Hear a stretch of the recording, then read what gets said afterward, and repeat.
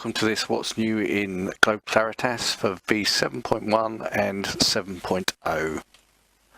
So I'll first discuss key features in version 7.1 of Claritas, and these are improved searching capability for HDF5 data files. Firstly, I'd like to discuss how we can now easily select or find HDF5 data sets within the Claritas software. So I'll show you that initially within SEISREAD, and then discuss how we set up these parameters in the Claritas application. So as you can see, I have a SEISREAD window here, and you should see now on the seismic files line that we've now got a couple of drop-down lists that allow you to make selections. So at the moment we've got it set to none for both line and phase, and as you can see we've got a number of different data sets in there. So obviously as we get more and more data sets, it becomes more and more difficult to necessarily find the data we actually want. So basically from the line selection, if I want to find a particular line, data sets associated with a particular sale line, I can click on there, and then I can slide down and find the line that I want. So for instance 1229 sequence 12, and that will show me all the data sets associated with that line. So in this case I've got a couple of partial stacks and the nav merge reformat data set. So if I go back up to none, again it shows everything I've got. I can also do a sub selection based on the phase of processing that's been performed. So in this case I can sub select phase 1, which is create the partial stacks, and you can see it's just showing me the different data sets associated with that phase of the processing. If I open a job file, go to SEISREAD and then click on the list button, you can see I've got a similar couple of additional buttons here, all line IDs or all phases, which if I click on those will allow me to sub-select or select a particular line or phase that I want to search for a data set in. I'll cancel that for the moment. So it works in a similar way to the SEISREAD application to allow you to select different data sets or make the list you're picking from smaller and more manageable based on line ID or phase of processing. You can also see on here that we've also got this tags button here now. So if I click on that, it opens up a Qt graphics application where I can see what's been defined for this current line in terms of line ID and phase. I can also edit, delete tags that exist in here. So I can edit this tag value. So if it's been incorrectly set with the wrong line number, I can edit the tag value and type in the new correct tag that I need or value for the line ID. Similarly, I can do the same for phase. I could even create a new tag. So I can create something called dummy and give it a tag value of 1, and that'll add an additional tag in there. So if I want to create some other tags to identify a data set, I might say a velocity line or something like that, then I can add these in. Once they're no longer any value, I can delete them. So there's some capability to correct mistakes if you've put the wrong tag in, so that you don't have to recreate a data set, or to add new tags if they're of value to you. That tags application can also be accessed from the seismic data tab of the launcher by clicking on the seismic tags button. You'll obviously need to first select the data set to open, then it'll open the tags for that data set.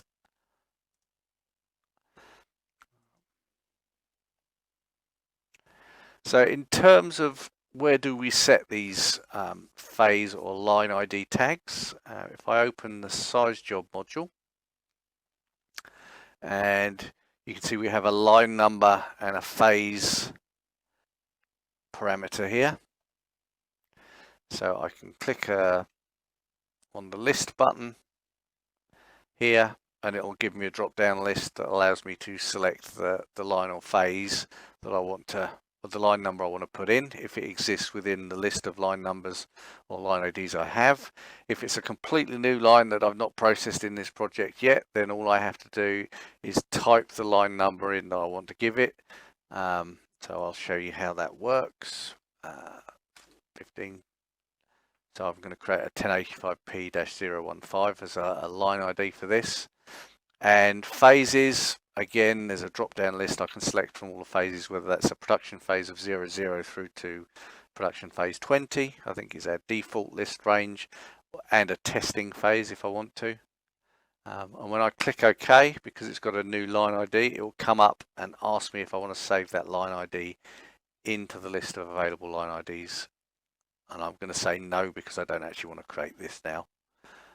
Click OK, and it'll take me back in and ask me to change that, so I'll put it back to what it was. I can then run the job, and the resulting data set that gets output will have those two tags set, which allow me to then search within HDF5 files. Anytime I open an application or a job flow with SEISREAD in it and I want to search for a data set, I can click on the line or phase selection and sub-select out only data sets that match the line or the phase I've selected to choose from. And again, so in a project where multiple phases of processing have been carried out and we've got, say, 50, 60, 100 lines, that will make finding the data we want to actually work with at that point in time a lot simpler than trying to wade through a few hundred files and find the one we want manually. So that's all I have to say on the data tags and selection and finding data sets as you want within Claritas that's available in this release. Any questions? I'm happy to talk to you about what we've done, and if you've got any suggestions for new tags that might be useful, then do let us know. Anisotropic 2D and 3D pre-stack depth migration. In this latest release of GLOBEClaritas, we have now added an anisotropic option for our 3D and 2D pre-stack depth migration modules, image K2D and image K3D. I will just open a job flow and show you what the parameterization looks like. It's very simple. So at the moment we've implemented VTI anisotropy, and we've set it as epsilon equal to delta. So at the moment what you can supply is either an epsilon field or a single value, whatever you want to do. So for testing it might be useful to sort of iterate a few tests around particular epsilon values you want to do. Otherwise, if you've got a suitable package for velocity model building, you can build a epsilon field based on maybe well data or other information you might have, and then read that epsilon field, which can be either a SegY dataset or a Claritas NMO format style text file, into the application, and it will run an anisotropic 2D or 3D depth migration. So on a simple synthetic data set, I'll show you the results. So this is a single event. So here we have our synthetic data sets, isotropic depth mig and anisotropic depth mig. So you can see as we toggle between the two that the single synthetic event we have on this data set is focusing more effectively with anisotropy applied. And if I also just select from the analysis the frequency spectrograph over this portion of the data and then overlay the panels, you can see that the effect of that focusing is that we're better preserving high frequencies above sort of 75 Hertz and across. So we can see the value that the anisotropic approach to that migration is giving us. Faster sort on read of HDF5 datasets using the SEISREAD module. As part of the V7.1 release, we've spent some significant amount of time in trying to improve the sort speed on read of the SEISREAD module. And how we've done this is basically to allow users to maximize the amount of RAM or memory that's used by the SEISREAD application, and also to define a secondary sort of auxiliary buffer that can be using disk space, preferably SSD style disk, as this will speed up the process. So you'll notice in the latest iteration of the SEISREAD module there's a whole new bunch of parameters around buffering. So if you click on the use version, so the V2 is this new version of SEISREAD, what we've termed fast read, and if you use this, then the parameters below are the ones you need to define to optimize this. If you want to, for some particular reason, flip back to the original implementation of SEISREAD, you'd set the version number to V1 and then the version 1 parameters of buffer size H5 buffer size are the ones that you would look to play with. So the key things here are to define, by default it specifies temp, but that's not necessarily a good place to point it at for the disk buffer size. So you define a buffer location, i.e. a disk space, and as I said previously, ideally SSD disk, as that's fast read write access as a buffer to utilize during the read and sort. And then the membuff size defines how much of the RAM available on the machine you will use. Typically, if you can, use as much as is available. So if you've got a machine with, say, 126 gigs of RAM, if you can use about 100 gigs of that RAM, then that'll make the job and the sort run a lot faster. And then the maximum amount of disk buffer size that you can define. So if you've got a data set that's 120 gigabytes in size, if you can define a disk buffer size of that same size, again, that's great. So that's a bit about the parameterization. I'll show you some of the results that we got on this whilst we were testing.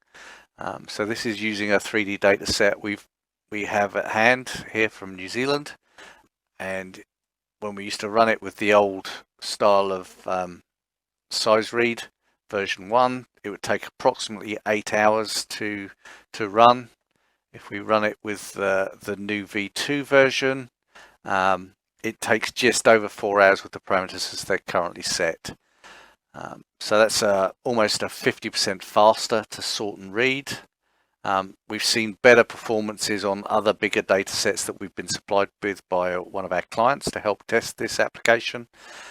So we know we've produced some significant optimization for the SEISREAD module, and we would encourage you to start testing this and using this for sorting data in Claritas.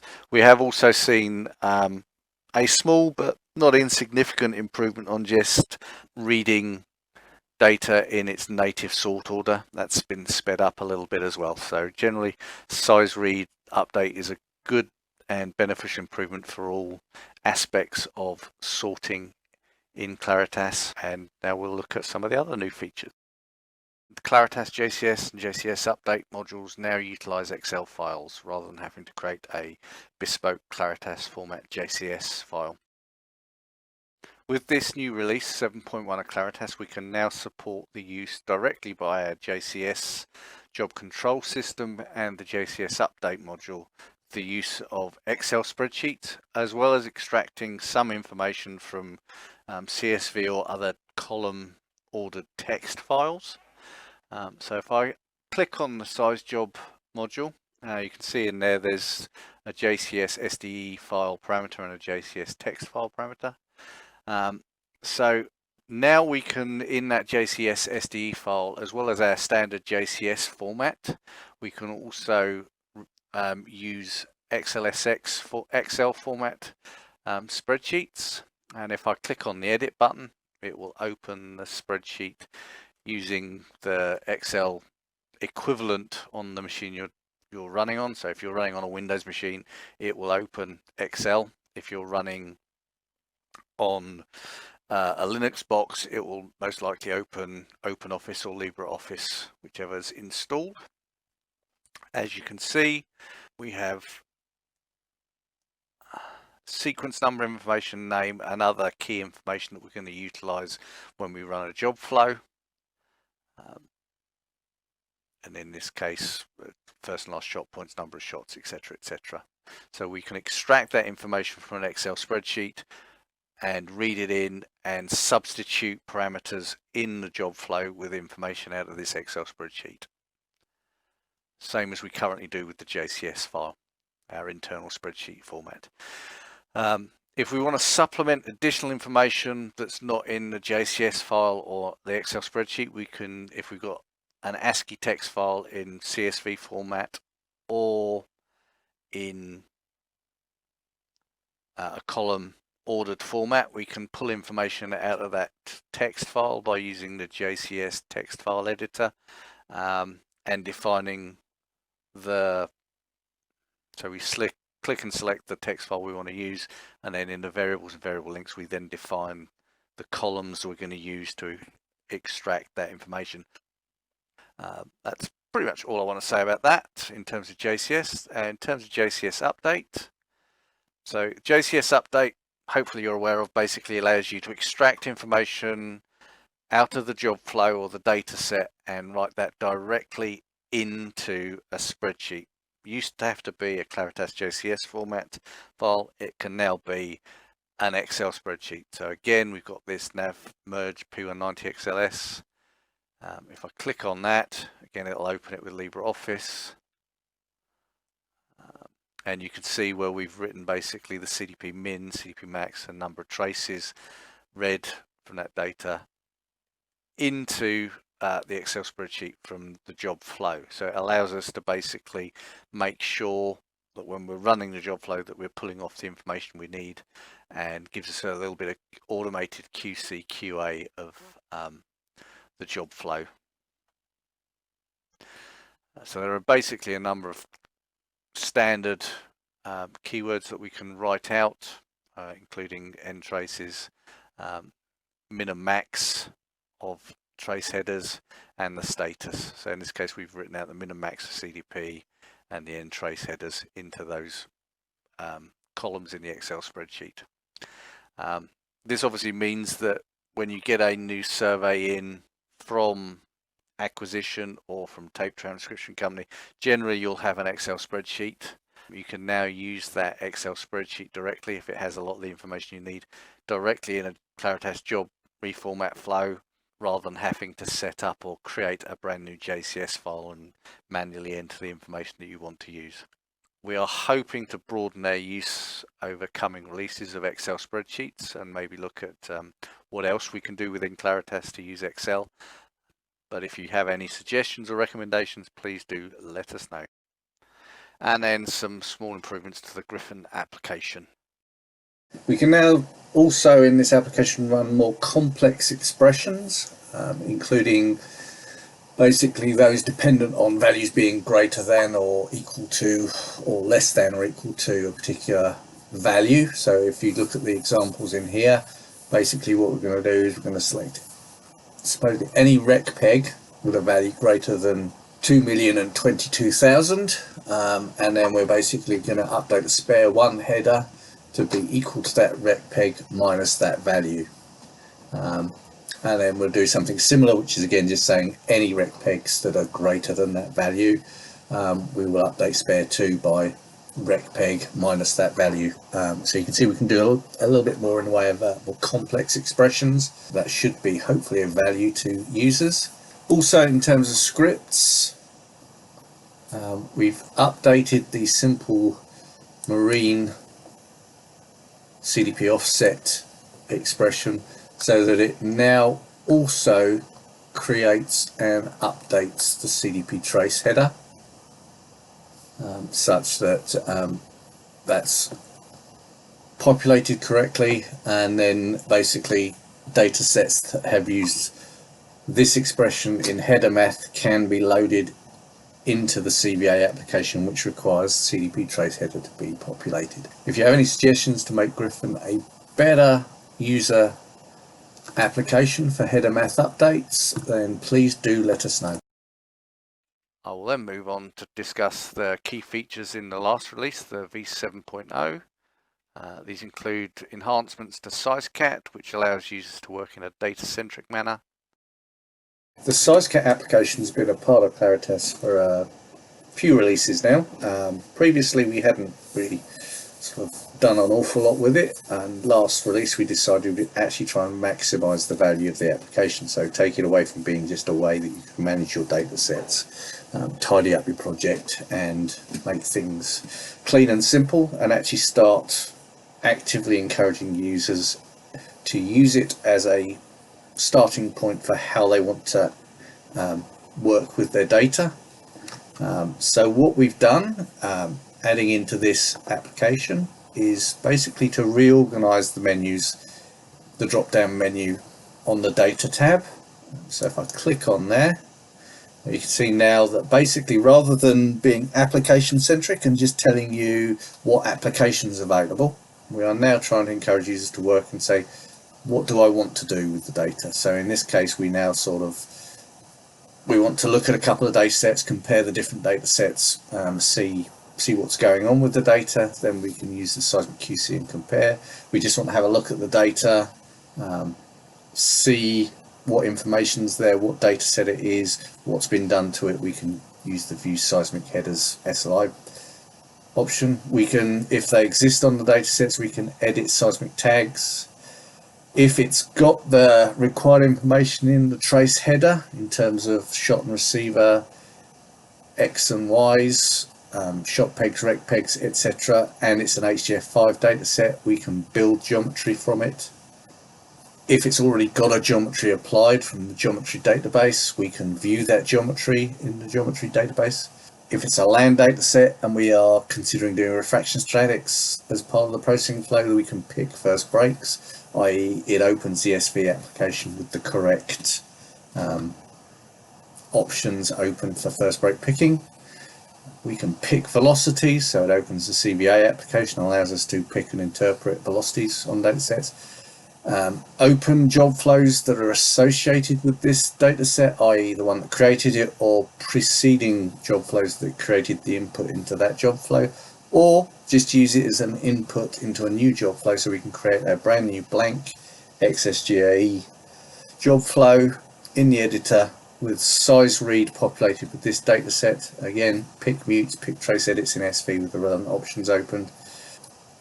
If the geometry and also the first break picks are in the seismic trace header, we can also automatically go in and open from the HGF5 dataset the refraction statics application, 2D or 3D, whatever's required.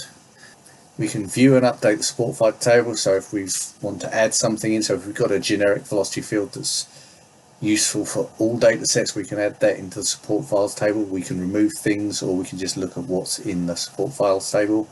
We can run trace header maths.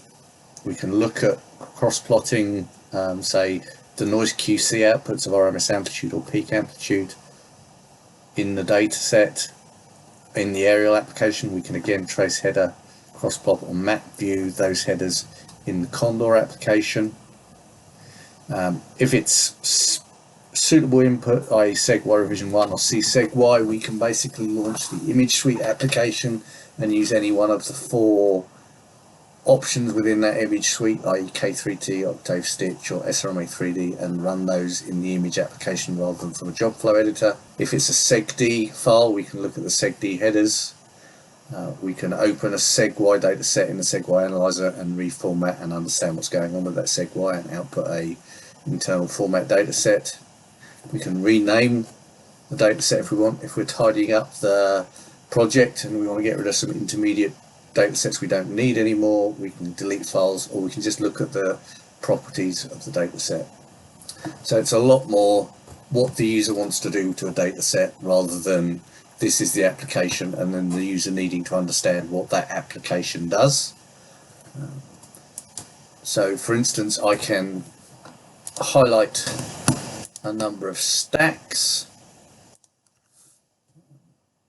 right mouse button click and say I want to QC and compare those data sets in SEISView, and it will launch and display those data sets in the SEISREAD application. I can toggle back and forwards and compare the results to different processing that's been applied. If I look at this file, I can say build geometry, and because it has the relevant information in the trace header, I can launch the geometry application and display the geometry application and assign CDP geometry to it, bin it, etc.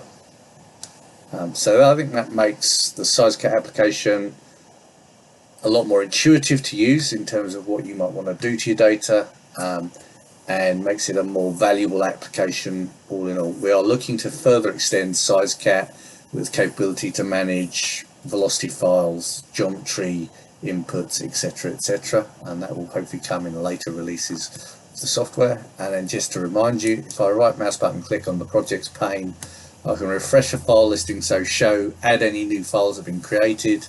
I can share some details of the project. I can archive a project, restore a project from an archive if I can, when I know where it is, or create a new project if required, or register a project that maybe doesn't appear in my projects or my shared registry. Any suggestions or comments on SEISREAD, we'd be happy to receive them, and hopefully you find the new changes to the application useful and valuable in your day-to-day work.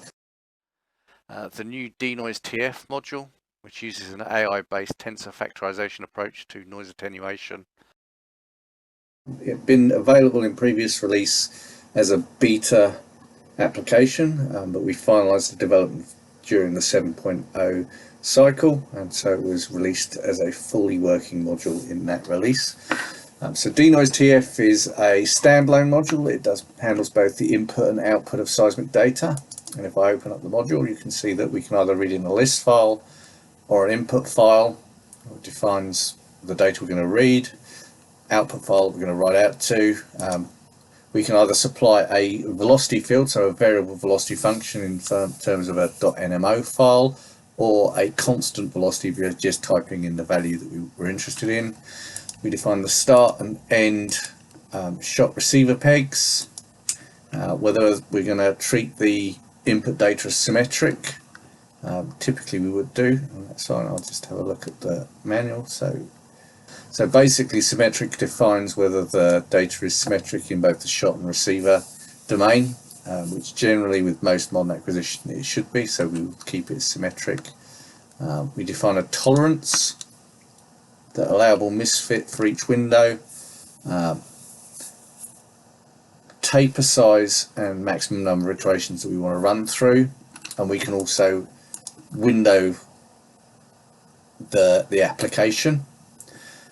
So the tolerance parameter can have any number of tolerance values in there, so that we can basically temporarily vary the tolerance we're applying from top to bottom of the shot gather or receiver gather, and then we can define where each one of those is turning on and off by how we define the win start, win end parameters. So for each tolerance we will need a corresponding win start or win end value, and then if we want to vary the taper and the max iterations, again we'd need to have one that corresponded for each of those. And then because of the nature of the module, it's an MPI module. I use it processed across multi-cores, so we can define the MPI command that we want to use on the machine. Usually we can leave that blank and allow the machine to default to the standard for that machine, and the total number of processors that we're going to use. In this case we've defined 40. So I'll now quit that job flow. So I've got some example data sets with and without denoise TF applied. So this is the raw data. This happens to be a marine shot, but it can be land or marine data that's processed through denoise TF. So you can see some noise in there, some little bit of swell noise, etc., and some other sort of linear and random noise in there. So we applied denoise TF. You can see we're sort of taking some of that swell out. We're also getting rid of a lot of the high frequency noise that's there. And then if I show you the results on the corresponding stack section, again no denoise and with denoise TF applied, so you can see that we're getting a little more focusing on events, pulling out some of the steeply dipping noise that's causing a degradation in stacking in places.